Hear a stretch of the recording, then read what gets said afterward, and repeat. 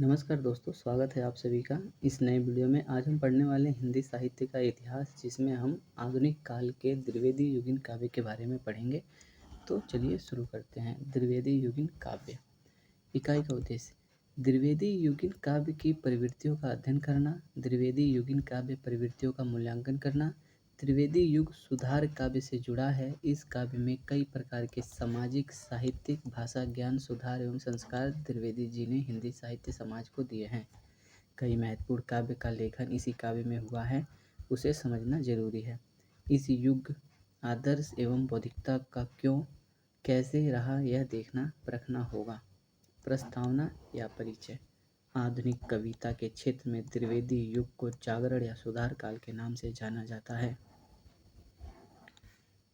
सरस्वती का प्रकाशन और द्विवेदी जी का संपादन क्रांतिकारी घटना के रूप में हिंदी साहित्य में देखी जाती है। यह सही भी है। 1903 में महावीर प्रसाद द्विवेदी ने सरस्वती का संपादन प्रारंभ किया। द्विवेदी युग का कालखंड 1903 से 1918 तक माना जाता है। द्विवेदी के व्यक्तित्व की गहरी छाप इस युग पर रही है। इस युग के वह पथ प्रदर्शक, निर्माता, शिक्षक, लेखक, आलोचक, संपादक रहे हैं। भाषा की शुद्धता, व्याकरण आदि के क्षेत्र में भी उनका मौलिक कार्य रहा है। उन्होंने साहित्य और समाज को विशेष मोड़ दिया। विद्वानों ने उन्हें बिना डिग्री के आचार्य, बिना मुकुट के सरताज और महान युग प्रवर्तक कहा है। वे एक सफल आलोचक, निबंधकार, अनुवाद संपादक थे। उनकी रचनाओं का महत्व भले ही न हो, परंतु उनके द्वारा निर्मित साहित्य प्रतिभाओं, साहित्य कृतियों का बहुत अधिक महत्व है।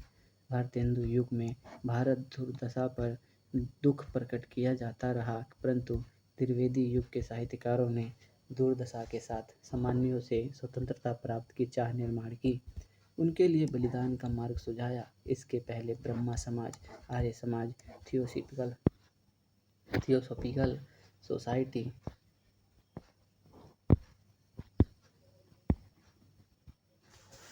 सोसाइटी आदि का कार्य भारतवर्ष में फैल चुका था। इस कालखंड में संपूर्ण उत्तर भारत में आर्य समाज के सामाजिक आंदोलन भी धूम मची थी। धर्म समाज का पुनरुत्थान कार्य जोरों पर था।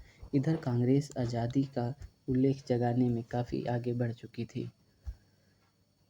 ब्रिटिशों की ओर से होने वाले शोषण में से तिलक जैसे जहाल नेता ने देश भर में असंतोष की भावना को फैलाया। निस्वार्थी समाज सेवकों का उदय भी इसी काल में हो चुका था। हर कीमत पर समाचार पत्र प्रकाशन का कार्य इस काल में संपादकों ने जारी रखा। ब्रज भाषा की जगह खड़ी बोली ने ले ली। श्रृंगार भक्ति का स्थान देशभक्ति, समाज सुधार ने ले लिया।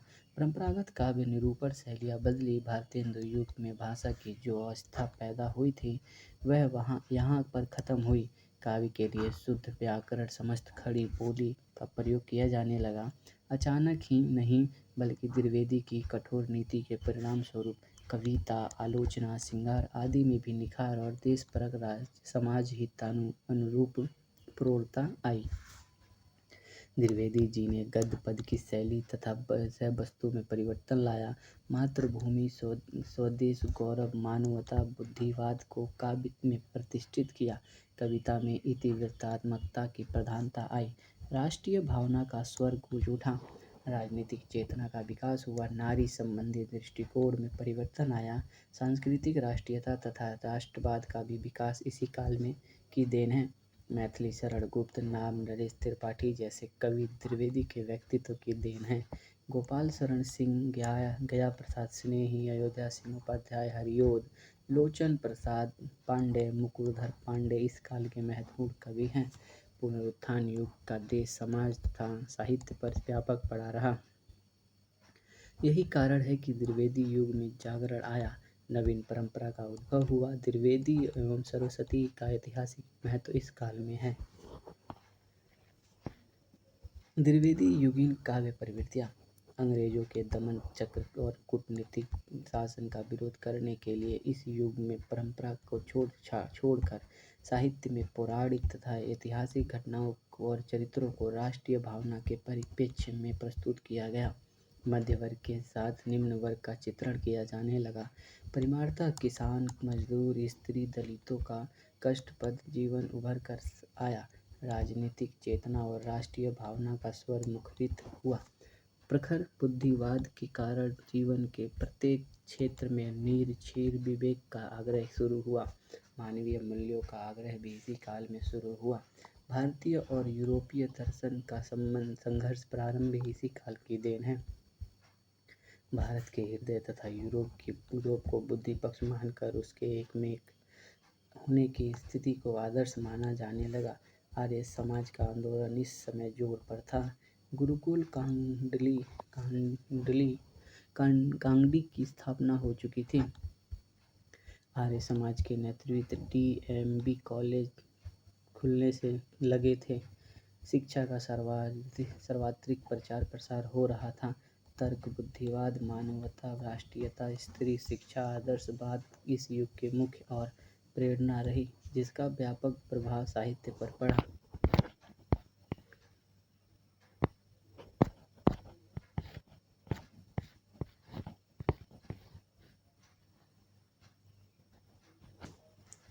द्विवेदी युगीन कविता के आधार बिंदु। बौद्धिकता का प्रतिपादन। बौद्ध ब्रह्मा समाज, आर्य समाज, थियोसॉफिकल सोसाइटी के साथ भारतीय राष्ट्रीय कांग्रेस ने सामाजिक जागरण का बड़ा कार्य भारतेंदु युग से ही शुरू किया था। वेद को तर्क प्रमाण पर कसकर उनकी नई आलोचना आर्य समाज प्रस्तुत कर रहा था। चाहे वह अत्याधुनिक उन्नति हो, कर्मकांड हो, स्त्री प्रश्न हो या सबके प्रति वैज्ञानिक दृष्टि एवं नई शिक्षा से प्राप्त दृष्टि से देखने का प्रयत्न किया गया। परिमाणतः पुराणों को आंख मूंद कर न स्वीकारते हुए उसके प्रति विद्रोह का भाव प्रकट होने लगा। अनेकेश्वर की जगह एकेश्वरवाद इसका प्रमाण है। बुद्धिवाद के कारण ही देवी देवताओं की ओर देखने की दृष्टि बदल गई। कर्मकांड के थोथेपन को उजागर किया गया। रूढ़िवादिता एवं सड़ी गली प्राचीन परंपराओं पर कुठाराघात किया जाने जा रहे थे। देवता की अवतारवादी कल्पना को नकारा जा रहा था। मौलिकता की तरह लौकिकता का चित्रण किया जा रहा था। एक तरह से यह बौद्धिकता का युग, तार्किक प्रणाली से सोचने विचारने का युग प्रारंभ हो गया था। जातिवाद की आलोचना इसी कारण होती रही। प्रकृति तथा अलौकिक शक्ति के प्रति मानवीय दृष्टिकोण से देखा जाने लगा। यह आग्रह भाषा के क्षेत्र में दिखाई देता है। बौद्धिकता इस युग की प्रधान प्रवृत्ति रही। उसका प्रभाव आने वाले काल पर भी पड़ा।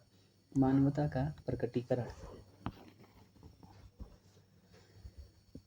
मानवतावाद की भावना का विकास भारतेंदु युग से ही प्रारंभ हो चुका था। साहित्य में जनवादी प्रवृत्ति के संकेत इसी युग से प्रारंभ होते हैं।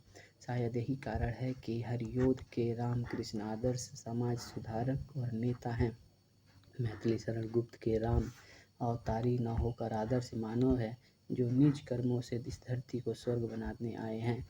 अर्थात पशुवत जीवन जीने वाले सामान्य मनुष्य के प्रति गहरी संवेदना का भाव इस युग के साहित्य में आया।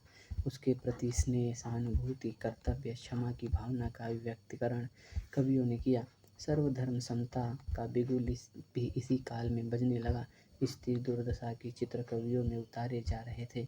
अबला जीवन हाय तुम्हारी यही कहानी, आंचल में दूध और आंखों में पानी से उसकी करुणिक अवस्था प्रकट कर उसको प्रति क्षोभ की व्यक्त किया जा रहा था। रविन्द्रनाथ के विश्व बंधुत्व की कल्पना इस समय आदर्श रही है। साहित्य का सृजन आदर्श की प्रतिष्ठापना और मनुष्य महत्व के लिए किया जा रहा था। आदर्शवाद। यह युग पाश्चात्य वैज्ञानिक एवं नए शिक्षा के संपर्क में आए भारतीय तथा परंपरागत कार्यवाही मूल्यों की टकराहट कर रहा था। फिर भी जो अच्छा सबका स्वीकार करने की प्रवृत्ति भारतीयों में रही।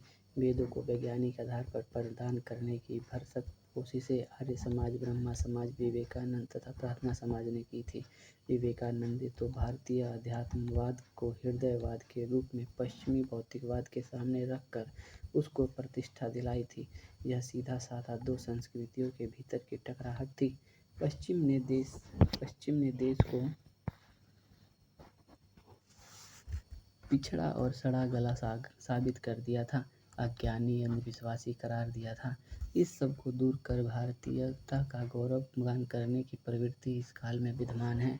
बुद्धिवाद पर अध्यात्म की अर्थात बुद्धि पर हृदय की विजय के रूप में भारतीय अध्यात्म परंपरा का समन्वय सामने की चेष्टा की जा रही थी। छायावाद में इसे प्रसाद ने कामायनी में अभिव्यक्त किया। इसी को साहित्यकार आदर्श के रूप में स्थापित करते जा रहे थे। भौतिक सुख सुविधाओं की अपेक्षा मानसिक संतुष्टि की चर्चा चल रही थी। आर्य समाज, ब्रह्मा समाज तथा राष्ट्रीय कांग्रेस ने भी सत्यम शिवम सुंदरम को प्राश्रय दिया था। एक तरह से इसके पीछे ईसाई मत से के नकार का भाव भी छिपा हुआ था। रविंद्रनाथ के मानवतावाद ने हिंदी को बल प्रदान किया, यह सच्चाई है। राष्ट्रीय भावना और राजनीतिक चेतना। द्विवेदी युगीन कवियों ने देशभक्ति संबंधी जागरण कविता द्वारा फैलाया। इस युग की कविता राष्ट्रीय भावनाओं से ओतप्रोत है। राष्ट्रीय स्वाधीनता आंदोलन को प्रेरित करने, देशवासियों को उनकी गुलामी का एहसास कराने, उनकी निष्क्रियता, अकर्मण्यता की मनोवृत्ति को स्पष्ट करने का प्रयास कविता द्वारा हुआ है। लोकमान्य की राजनीतिक स्वतंत्रता की मांग, स्वदेशी वस्तु के प्रति प्रेम आदि भावना का विकास कांग्रेस की ओर से किया जा रहा था। साहित्य में भी इसके प्रतिबिंब आए हैं। देश प्रेम कविता का विषय हो गया, फिर कविता छोटी हो गई हो या प्रबंध, फिर कविता छोटी हो या प्रबंधात्मक। मैथिली शरण गुप्त का साकेत, अयोध्या सिंह हरिओध उपाध्याय हरिओध का प्रिय प्रवास, रामचरित उपाध्याय का रामचरित चिंतामणि तथा सत्यनारायण कविरत्न का भ्रमर गीत आदि रचनाएं हिंदी भाषा के गौरव ग्रंथ होने के साथ साथ देशभक्ति और अतीत की ज्वलंत विभूतियों के भव्य निदर्शन भी है। इसमें वर्तमान भारतीय स्थिति पर करुणा प्रकट की है और अतीत को गौरवशाली बनाया है। इस युग की कविता ने किसी प्रकार की जातिगत धर्मगत संकीर्णताओं को प्रश्रय नहीं दिया। संपूर्ण भारत का एक भाव कविता में आया। इस व्यापक चेतना को फैलाने में हिंदू, मुस्लिम, सिख, ईसाई सब आपस में भाई भाई का नारा फैलाया, जिसमें शिक्षित भारतीय जनता में नव संचार हुआ और वह आज़ादी के आंदोलन के आत्मस्वर्ग करने के लिए तत्पर हुआ। नई राजनीतिक चेतना का भय ब्रिटिश शासक को भी था, इसलिए इस काल की पत्रिकाओं पर कड़े कानून लागू किए गए थे। कविवर शंकर ने आत्मा उत्सर्ग एवं स्वतंत्रता प्राप्ति के संदर्भ में अपनी कविता बलिदान गान में कहा है, देशभक्त वीरों मरने से नेक नहीं डरना होगा, प्राणों का बलिदान देश की वेदी पर करना होगा। प्रत्येक कवि देश की हीन दीन दशा और उसके प्रति क्षोभ व्यक्त करता है। मिथ्या दम्भ अभिमान को निकालकर देश दशा पर ध्यान देने का आग्रह करता है।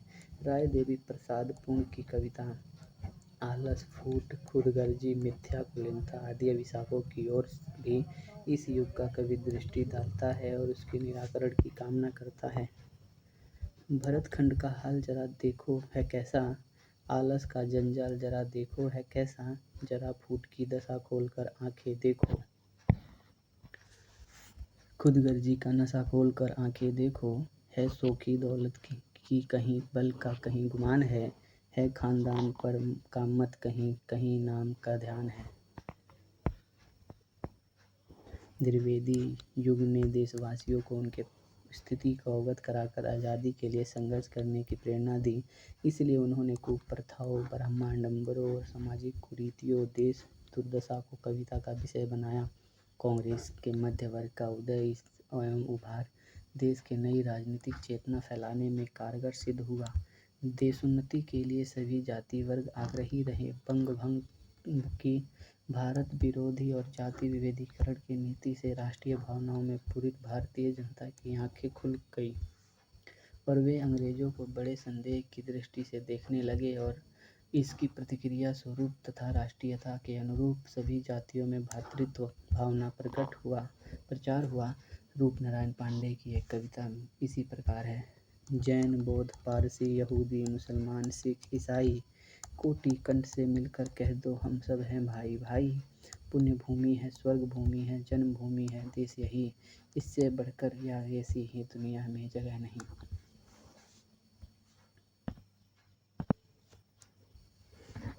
सांस्कृतिक राष्ट्रीयता की भावना। द्विवेदी युगीन कविता में देश के अतीत का गौरव गान बड़ी श्रद्धा, सहानुभूति और प्रेम के साथ किया है। स्वदेशी आंदोलन को जगाने के लिए इस प्रकार का वर्णन किया गया है। वैसे हमने पहले ही कहा है कि नवजागरण हेतु हिंदू धर्म ग्रंथों की नई व्याख्या कर उनका पुनरुत्थान इस युग में किया जा रहा। तत्कालिक समय में स्वाधीनता आंदोलन तो विकसित हुआ, पर कुछ समय बाद सांप्रदायिक भावनाओं का विकास भी हुआ। भारतेंदु एवं त्रिवेदी युगीन साहित्यों ने पाठकों, आम जनता के मन में वर्तमान में जिसे हम हिंदुत्व कहते हैं उसका विकास करने का योग दिया, ऐसा कहा जा सकता है। नाटक एवं उपन्यास, कहानी एवं एकांकी साहित्य के प्रमाण दिए जा सकते हैं। इस समय विद्वानों ने कहा है, जहाँ भारतेंदु युग में केवल प्राचीन के प्रति पूज्य भाव था और नवीन के प्रति निराशा, वहाँ द्विवेदी युग कवियों में शक्ति और साहस का अपूर्व मिश्रण दिखाई पड़ता है।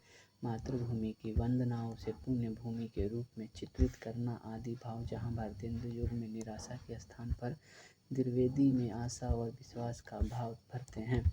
मैथिली शरण गुप्त की भारत भारती जैसे काव्यों ने जोश और उत्साह का संचार किया। हर कंठ जो भारत जननी बनी उक्त युग में यह कार्य राजनीतिक चेतना की दृष्टि से महत्वपूर्ण था, परंतु आने वाले भविष्य को मात्र अतीत की ओर मोड़ दिया गया, इसमें दो राय नहीं होनी चाहिए। बंकिम चंद्र चटर्जी की आनंद मठ का प्रकाशन हो चुका था। हिंदी की अधिकांश साहित्यकार बांग्ला से प्रभावित रहे हैं। आनंद मठ के संबंध में बड़ी मार्मिक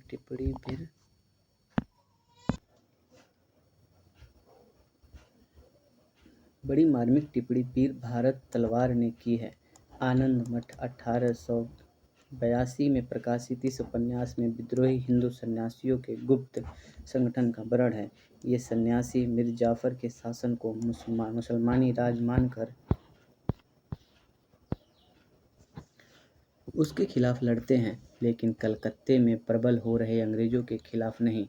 अंग्रेजी राज को मित्र बताते हुए उसमें रहने और बनाने में विद्रोहियों ने सहयोग दिया, ताकि अंग्रेजों के बिना राज हुए सनातन धर्म का उद्धार नहीं होगा।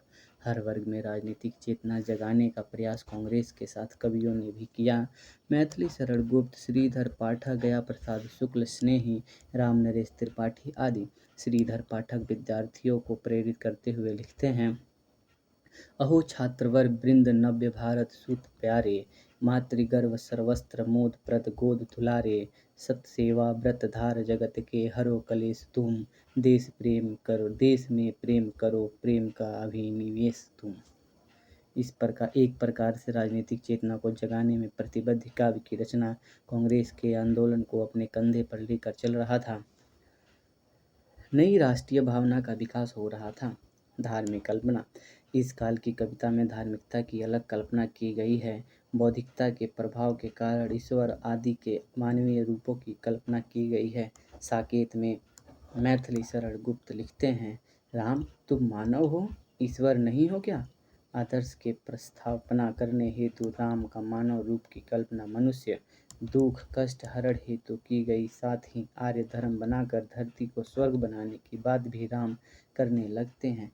आगे गुप्त जी कहते हैं, मैं आर्य का आदर्श बताने आया, जन सम्मुख धन को तुच्छ जताने आया, भव में नव वैभव प्राप्त कराने आया, नर को ईश्वरता प्राप्त कराने आया, संदेश यहाँ नहीं मैं स्वर्ग का लाया, इस भूतल के ही स्वर्ग बनाने आया। मानव की सेवा और सामंती सभ्यता की निंदा का भाव भी कवियों में रहा है, इसलिए उसमें मानव सेवा ही ईश्वर सेवा का भाव विद्यमान है। जिस प्रकार साकेत के राम मानव रूप में आए, उसी प्रकार प्रिय प्रवास हरिओध के कृष्ण भी मानव सेवा करते हुए दिखाए गए हैं। बुद्धिवाद के युग में अवतारवाद का प्रतिपादन करना त्रिवेदी युग को असंभव था, इसलिए दीन दलितों, दुखितों, श्रमजीवों में ईश्वर की कल्पना की गई और ईश्वर प्रेम विश्व प्रेम में बदल गया। ठाकुर गोपाल शरण सिंह कहते हैं, जग की सेवा करना ही है सब सारों का सार, विश्व प्रेम के बंधन ही में तुमको मिला मुक्ति द्वार। वस्तुतः जीवन जगत और प्रकृति में व्याप्त ईश्वर के प्रति कवि की अभिव्यक्ति भावना में रहस्यात्मकता आ गई है। वहीं आगे छायावाद की प्रमुख प्रवृत्ति बन गई। धार्मिक भावना को जन सेवा विश्व प्रेम से जोड़कर उसे कुछ अलग ढंग से विकसित किया गया।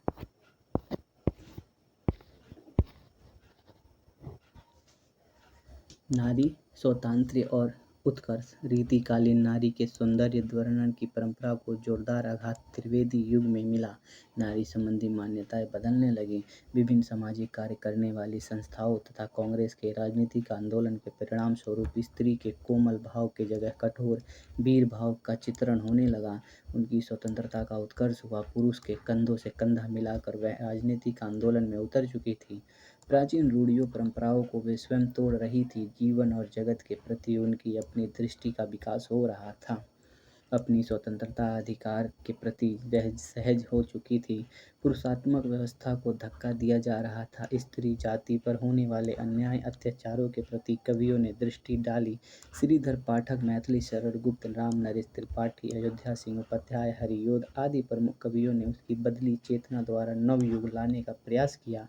साथ ही उसके प्रति अन्याय अत्याचार की भावना को सामाजिकों से निकालने तथा उसमें सुधार करने का भाव कवियों में रहा। ईश्वर से प्रार्थना करते हुए श्रीधर पाठक लिखते हैं, दीनबंधु सदृष्टि कीजिए बाल विधवा और नारी के नए रूपों को हमारे सामने लाते हैं। वह जनसेविका, देशभक्त, रागिनी, जननी के रूप में लोक सेविका के रूप में चित्रित की गई है। मैथिली शरण गुप्त जैसे कवियों ने उनके अपेक्षित व्यक्तित्व को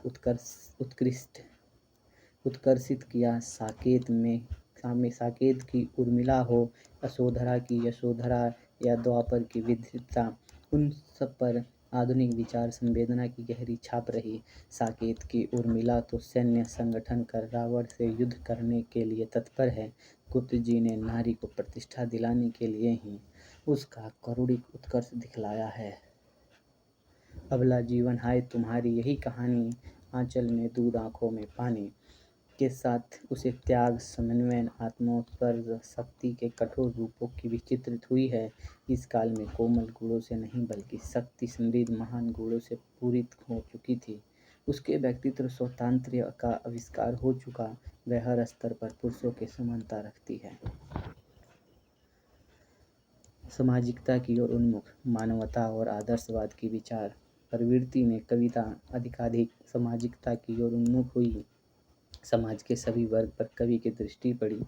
सभी वर्गों की उन्नति का भाव कविता में आया। जैसे स्त्री, दलित, कृषक, मजदूर, उनके विकास की भावना कविता में आई। सामाजिक सड़ी गली रूढ़ियाँ परंपराओं शास्त्र का खंडन कर नया तर्क बुद्धिपरक वैज्ञानिक विचार दृढ़ करने पर कवियों ने बल दिया। स्त्री उद्धार, बाल विवाह विरोध, विधवा विवाह समर्थन, दहेज प्रथा, शिक्षा समर्थन आदि पर खुलकर चित्रण कविता में हुआ। मैथिली शरण गुप्त इस दिशा में उल्लेखनीय है। कवियों की हिंदू धर्म में सामाजिक सांस्कृतिक विकास की चाह थी, इसलिए अतीत गौरव, जातीय गौरव, जातीय प्रेम का भाव उनकी कविता में आया। कांग्रेस के व्यापक होते आंदोलन के साथ किसान, दलित, महिला वर्ग जुड़ता जा रहा था। किसानों के संगठन एवं विकास का एजेंडा कांग्रेस के रडार पर था। किसानों को बड़ा महत्व कांग्रेस ने दिया। मैथिली शरण गुप्त की किसान कविता इसका उदाहरण है। अछूतोत्तर की भावना की कविता का विषय रही है। इसी कालखंड में वर्ण व्यवस्था पर तीखे प्रश्न खड़े हो चुके थे। सामाजिक कुरीतियों को दूर करने के लिए कवियों ने व्यंग्य कविता का आश्रय लिया। इतिवृत्तात्मकता।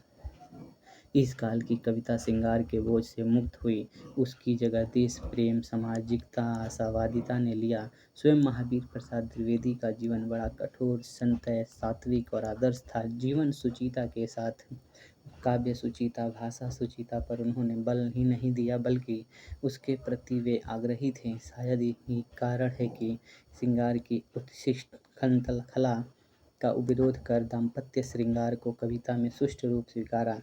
परिमाणतः कविता इतिवृत्तात्मकता से जुड़ी, उसके लिए सरस गद्य शैली को युग ने स्वीकारा। अतः कविता में लाक्षणिकता, चित्रमयता और वक्रोक्ति ही रही नहीं। विद्वानों ने ऐसा माना है कि इस समय त्रिवेदी जी के सामने दो शैलियाँ थीं, बंगाल की कोमलकांत पदावली मराठी की वर्णन पदार्थ तीव्रतात्मक शैली। उन्होंने दूसरे शैली को अपनाया क्योंकि वह उनके मन की अनुकूलन थी और साथ ही वह नैतिकता के प्रचार और तथा आदर्श की प्रतिष्ठा के लिए भी उपयुक्त थी। परिणामतः इस काल की कविता में आकर्षण लालित्य कम हुआ, वह सूक्ष्म एवं नीरस हुई। मुक्तक कविता की रचना का प्रचलन बढ़ा। साकेत में ही गुप्त जी ने इसका प्रयोग किया है। वेदने तू भी भली बनी, पाई मैंने आज तुझी में अपनी चाह घनी। दोनों ओर प्रेम पलता है, सखी पतंग भी जलता है, हाँ दीपक भी जलता है। कविता का यह गद्यात्मक रूप मैथिली शरण गुप्त, ठाकुर गोपाल शरण सिंह, लोचन प्रसाद पांडे, मुकुरधर पांडे में आया। बौद्धिकता के कारण वह बेइल हुई प्रतिक्रिया स्वरूप रहस्यात्मकता की खोज, रहस्योन्मुख प्रेम के प्रति कवि भावना बढ़ी। प्रकृति वर्णन का भी यही भावना रही। गुप्त भी यही संकेत मिलते हैं। तेरे घर के द्वार बहुत है, किसके होकर आऊँ मैं, सब द्वारों पर भीड़ बड़ी है, कैसे भीतर आऊँ मैं। प्रकृति चित्रण द्विवेदी युग का प्रकृति चित्रण बड़ा सच्चा और मनोयोगपूर्ण किया गया है। श्रृंगार काल में जो प्रकृति वर्णन किया गया है वह श्रृंगार भावना उद्दीपन हेतु हुआ है। भारतेंदु युग में सौंदर्य अनुभूति के अभाव में केवल अलंकृत चित्रण की प्रधानता रही है, परंतु द्विवेदी युग में यह वर्णन संगीतात्मक और चित्रात्मक रूपों में उपस्थित हुआ है, जिसमें अग्रसर हैं श्रीधर पाठक, अयोध्या सिंह उपाध्याय, हरियोध, मैथिली शरण गुप्त, रामनरेश त्रिपाठी तथा रामचंद्र शुक्ल आदि। श्रीधर पाठक की कविता तन्मयता और माधुर्य भाव से सन्निहित है। कश्मीर का वर्णन कुछ इस प्रकार का है। प्रकृति यहाँ एकांत बैठी निज रूप संवारती, पल पल पटलती मेष क्षणिक छवि छिन छिन धारती, विरहती विविध विलास भरी जोबन मद में सनी, ललकती खिलकती पुलकती निखरती थिकरती बंठनी। आचार्य शुक्ल द्वारा ग्राम सौंदर्य वर्णन चित्रात्मक रूप से हुआ है। गया उसी देवल के पास से है ग्राम्य पथ, श्वेत धारियों में कई घास को विरक्त कर, थूहड़ों से सटे हुए पेड़ और झाड़ हरे, गोरज में धुंधले जो खड़े हैं किनारे पर।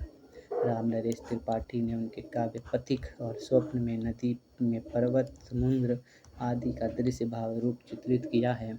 उनके प्रकृति चित्रण में कहीं कहीं रहस्यमयता भी पाई जाती है।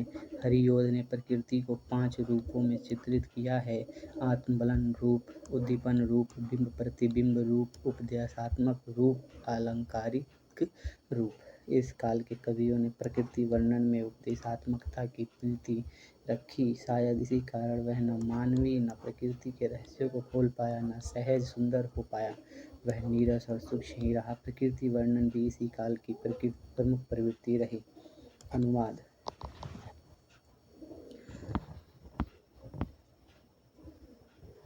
देशी और विदेशी साहित्य के अनुवाद की भारतेंदु परंपरा का अधिक विकास द्विवेदी युग में हुआ। यह अनुवाद मात्र केवल पदात्मक नहीं गद्यात्मक भी हुआ और ठेठ खड़ी बोली में हुआ। स्वयं द्विवेदी जी ने सरस्वती में अंग्रेजी कविताओं का अनुवाद प्रकाशित करते थे। बांग्ला के उत्कृष्ट ग्रंथों का अनुवाद कालखंड में हुआ। श्रीधर पाठक ने गोल्डस्मिथ के हर्मिट का एकांतवासी योगी तथा ट्रेवलर का शांत पथिक का पदानुवाद किया। डॉक्टर रविंद्र सहाय वर्मा ने अपनी पुस्तक हिंदी काव्य पर आंग्ल प्रभाव में लिखा। त्रिवेदी युग में हिंदी काव्य की अंग्रेजी कविताओं के अनुवाद विशिष्ट स्थान रखते हैं। 1903 से 1908 के मध्यवर्ती काल में महावीर प्रसाद द्विवेदी ने आधुनिक हिंदी साहित्य के विकास के लिए अथक परिश्रम किया था। ये अनुवाद अनवरत रूप से सरस्वती में प्रकाशित होते रहे। शेक्सपियर, वायरन, ग्रे आदि की कविताओं के अनुवाद हुए हैं। साथ ही बांग्ला और मराठी के अनुवाद भी किए गए हैं। बांग्ला से सामग्री ली गई थी, मराठी से शैली। मैथिली शरण गुप्त ने माइकेल मधुसूदन दत्त के मेघनाथ वध और वीरांगना तथा नवीन चंद्र सेन की पलासी युद्ध का युद्ध अनुवाद किया। सियाराम शरण गुप्त तथा मुकुटधर पांडे की कविताओं पर रवींद्रनाथ ठाकुर की गीतांजलि के रहस्यवाद का प्रभाव दिखाई देता है। अनुवाद कार्य की परंपरा को समृद्ध किया द्विवेदी युग ने। काव्य विषय एवं रूपों में विविधता। द्विवेदी युग में काव्य विषयों एवं रूपों के महत्वपूर्ण बदलाव आए हैं। रीतिकालीन परंपरा को छोड़कर अनेक नए विषयों को काव्य में स्थान दिया। द्विवेदी के कवि कर्तव्य निबंध में लिखते हैं, चींटी से लेकर हाथी पर्यंत, पशु भिक्षुक से लेकर राज पर्यंत, मनुष्य बिंदु से लेकर समुद्र पर्यंत, जल अनंत, आकाश अनंत, पृथ्वी अनंत, पर्वत सभी पर कविता हो सकती है। जीवन जगत संबंधी विविध विषयों पर काव्य लेखन किया गया। विषय की कोई सीमा नहीं थी। डॉक्टर नागेंद्र ने विषय सूची दी है। परोपकार, मुरली, कृषक, सत्य, लड़कपन, ग्रंथ, गुणगान, प्रणय, ईर्ष्या, निद्रा, कलियुगी साधु, पुस्तक, प्रेम, ब्रह्मचर्य, हिंदी की अपील, बालक, हिंदी साहित्य सम्मेलन, मूढ़ मानव, मेहंदी, नेकटाई, मनोव्यथा, कामना, विद्या, कुलीनता, पौरुष, शिशु स्नेह, सुखमय जीवन, भारतीय छात्रों ने नम्र निवेदन, लक्ष्मी लीला, सपूत, ग्राम गौरव, सज्जनों का स्वभाव, समालोचनात्मक लक्षण, दरिद्र विद्यार्थी आदि। इनके साथ ही आचार्य रामचंद्र शुक्ल ने भी कुछ संकेत किए हैं। देश दशा, समाज दशा, स्वदेश प्रेम, आचरण संबंधी उपदेश के साथ त्याग, वीरता, उदारता, सहिष्णु, पौराणिक व ऐतिहासिक प्रसंग का पदबंध है, जिसमें बीच बीच में जन्मभूमि प्रेम, स्वजातीय गौरव, आत्मसम्मान की व्यंजना करने वाले भाषण रखे गए हैं। गुप्त जी ने विकट घर, तिलोत्तमा, रंग में भंग, सुरांधी, द्वापर, किसान, विश्ववेदना, काबा और करबला इसमें इसे विस्तार दिया है। कामता प्रसाद गुरु ने दुर्गावती, सरस्वती, फरवरी 1915, रामचरितोपाध्याय में देव सभा, देवदूत इसके उदाहरण हैं। काव्य रूपों की भिन्नता में द्विवेदी युग की विशेषता है। खंड काव्य, प्रबंध काव्य और प्रगति मुक्तक प्रयोग काव्य लेखन हेतु किया गया है। साथ ही मुक्तक के बजाय महाकाव्य, आख्यान काव्य, प्रेमाख्यान काव्य, गीत काव्य, स्फुट गीतों का स्वतंत्र लेखन हुआ है। खड़ी बोली का प्रयोग गद्य के क्षेत्र में महत्वपूर्ण रहा। गद्य साहित्य में घटना प्रधान, चरित्र प्रधान, ऐतिहासिक तथा पौराणिक घटना और कथाओं को लेकर उपन्यास, कहानियों को लेखन किया गया है। आलोचना तथा निबंध साहित्य का समृद्ध विकास भी इसी युग में हुआ है। कहने का तात्पर्य है कि विषय एवं शिल्पगत विधिवत प्रयोग इस काल में हुआ है। खड़ी बोली काव्य की भाषा। द्विवेदी युग में भाषा परिवर्तन यह एक प्रमुख प्रवृत्ति है। ब्रज भाषा की जगह खड़ी बोली ने काव्य भाषा के रूप में लिया। आज खड़ी बोली की भाषा सौंदर्य, माधुर्य एवं अभिव्यंजना क्षमता के दर्शन के पश्चात उसकी काव्य उन्मुखता विवादास्पद नहीं रह गई। जो लोग खड़ी बोली प्रयोग पर साशंक थे, उन्हें जयद्रथ बद्ध भारत भारती ने उपयुक्तता समझाई। द्विवेदी ने भाषा तथा व्याकरण संबंधी त्रुटियों को दूर कर उसे प्रयोग सामर्थ्यजनशील बनाया। द्विवेदी ने गद्य पद्य की भाषा में भी एक सी करने का आदर्श रखा। इसका परिणाम कवियों पर हुआ। हरिओद जी जैसे कवियों ने तो द्विवेदी के संस्कृतता निष्ठा का भी अभाव है। उन्होंने ठेठ हिंदुस्तानी का प्रयोग कर प्रिय प्रवास लिखा में किया। मदीय प्यारी अय कुंज कोकिला, मुझे बता तो ढिक खक क्या उठी, विलोक मेरी चित भ्रांति क्या बनी, विषादती संकचिता निपीड़िता। द्विवेदी जी ने भाषा की समयानुरूप बदला। डॉक्टर नागेंद्र ठीक कहते हैं, जयद्रथ बद्ध की प्रसिद्धि ने ब्रज भाषा के मुंह को बंद कर दिया। भारत भारती की लोकप्रियता, खड़ी बोली की विजय भारती सिद्ध हुई। ब्रज भाषा की वैभवशाली रूप धराशायी हुआ और खड़ी बोली ने विकास पाया। भाषा के बदलने से जो क्रांति हुई वह आगे हिंदी साहित्य में स्पष्ट है। छंदोबद्धता को त्याग कर भी कविता जन के ओर अधिक निकट हुई। छंद स्वच्छंद। खुद द्विवेदी जी छंदोबद्ध तथा तुकबंदी वाली कविता के विरोधी थे, इसलिए उन्होंने स्वच्छंद को अपनाया। संस्कृत वृत्तों की अतुकांक या अनुप्रास को भी दूर किया गया। खड़ी बोली में ही विविध छंदों का सुंदर प्रयोग इस काल में कवियों ने किया। हिंदी, उर्दू, संस्कृत के छंदों का प्रयोग उत्कृष्ट रूप से किया। मुक्तक छंद की कविता का प्रयोग होने लगा। छायावादी अंतिम दौर में तो निराला ने मुक्त छंद कविता का ही पुरस्कार किया। फिर भी श्रीधर पाठक ने लावनी तथा उर्दू, गया प्रसाद शुक्ल ने स्नेही ने उर्दू, हरिओं ने संस्कृत छंदों का प्रयोग किया। ब्रज भाषा में जिन कवियों ने रचनाओं में उन्होंने रोला, छप्पई, कुंडलिया, गीतिका, हरिगीतिका, नाटक, लावनी, सवैया, कविता आदि छंदों का प्रयोग किया है। अनेक कवि छंद विशेष का प्रयोग करते थे, परंतु इस काल का कवि भाषा का संस्कार कार्य में रत था। उन्होंने नए छंद का निर्माण करने में कोई दिलचस्पी नहीं रही होगी। मूल्यांकन। द्विवेदी युग में काव्य वैविध्य के साथ भाषा निर्णय भी किया गया। खड़ी बोली का अधिकाधिक परिष्कृत करने का महत्वपूर्ण कार्य महावीर प्रसाद द्विवेदी ने किया। उसके व्याकरण रूप पर बल दिया, उसे काव्य उपयुक्त सिद्ध किया, उसे स्थिर कर उसमें परिपक्वता लाई। मनुष्य हित, समाज हित, देश हित के साथ राष्ट्रीयता का विकास करने में द्विवेदी युग की कविता उल्लेखनीय है। मैथिली शरण गुप्त जैसे राष्ट्र कवि का निर्माण द्विवेदी युग की ही देन है। अतीत का चित्रण, गौरव उनके काव्य विषय भले ही रहे हो, पर वर्तमान पर नजर अवश्य थी। आदर्शवाद, मानवतावाद, राष्ट्रवाद, बौद्धिकता के बल पर कविता का महल खड़ा किया। सरस्वती का प्रकाश द्विवेदी जी का संपादन पत्रिका, साहित्य, निबंध, आलोचना की दिशा की निर्णायक रहा। सत्य और न्याय का समर्थन, नारी सशक्तता, सामान्य जन जीवन का चित्रण, मानवीय गुणों की महत्ता, गद्य पद्य दोनों की शैली में परिवर्तन कविता की भूमि रही, जिससे वह समृद्ध हुई। द्विवेदी युगीन कविता सांस्कृतिक राष्ट्रीयता की कविता रही है। डॉक्टर नागेंद्र ने कहा है, इस युग की राष्ट्रीयता सांप्रदायिकता और प्रांतीयता से ऊपर अति उदार और व्यापक राष्ट्रीयता है। मातृभूमि के लिए सर्वत्र बलिदान, स्वार्थ त्याग और पारस्परिक वैमनस्य को दूर करने में अमूल्य प्रेरणा देकर इस कवियों ने असंकीर्ण राष्ट्रीय भावना को विकसित किया तथा तत्कालिक राष्ट्रीय आंदोलन को बल दिया। अनेक उच्चादर्शों को इस युग ने प्रतिष्ठापित किया। साहित्य और पत्रकारिता के सामने इस युग का उच्चादर्श का यही कारण है कि इसे जागरण या सुधार काल के नाम से जाना जाता है। मर्यादा, प्रताप, प्रभा, सरस्वती, इंदु जैसे प्रसिद्ध राजनीतिक, साहित्य, संस्कृति संबंधी पत्रों का प्रकाशन इसी काल में हुआ। खड़ी बोली, भाषा, व्याकरण, विमर्श इसी काल की उपज है। त्रिवेदी युग के कवियों ने कविता को आगे बढ़ाया। व्यापक रूप से वह समाज देश के वितरित में फैल चुकी थी।